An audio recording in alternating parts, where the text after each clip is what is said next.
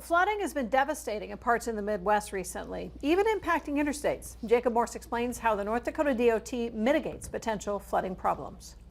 Flooding has impacted the Blue Earth River in southern Minnesota, led to the closure of I-29 in parts of South Dakota and Iowa, and caused millions of dollars in damages to small towns and farms. Fortunately, the rains haven't been as heavy for most of North Dakota, but how does the Department of Transportation ensure flooding is kept to a minimum?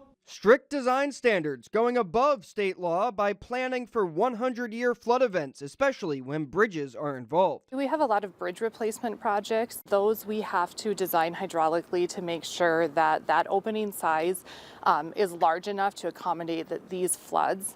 So a lot of those projects are going on right now. We've also done quite a bit of grade raises over the past few years. So we have specific roadways that we see inundate, go underwater quite frequently.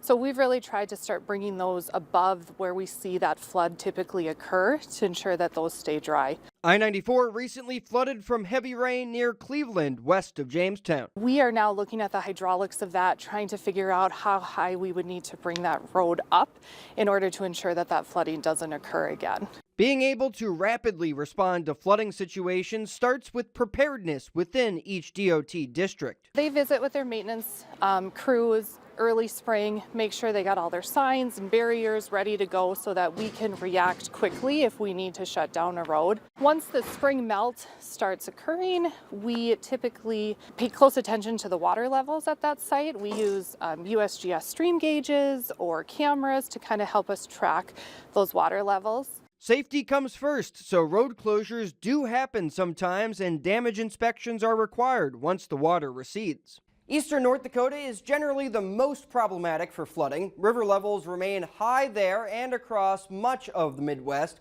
with a bit more rain to come before dry conditions are expected in the longer term.